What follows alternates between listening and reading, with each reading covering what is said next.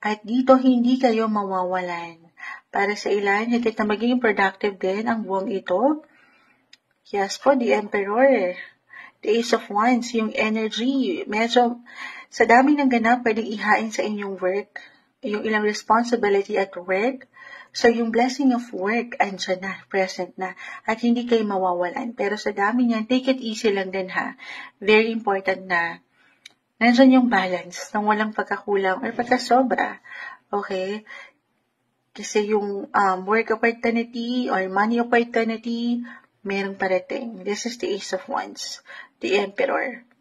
Maniwala lang kayo. Patuloy kayong maniwala, the Eight of Swords. Sa pwede nyo pang magawa or pwedeng pumasok sa inyo na kaperahan, be positive.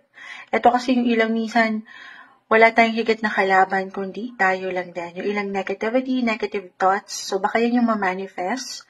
Okay? 8-8 money yan, guys. So, you have to stay optimistic. Kasi, ang daming work. Ang daming pwede ihain ng universe. Financially speaking, hindi kayo mawawalan. Na ang ganda. Moonshot parang malabo. Ito reversal just because sa inyo ito, reversal ang energy. Pwede itong mag-apply. Someone boss nyo, client, someone nakatataas, VIP.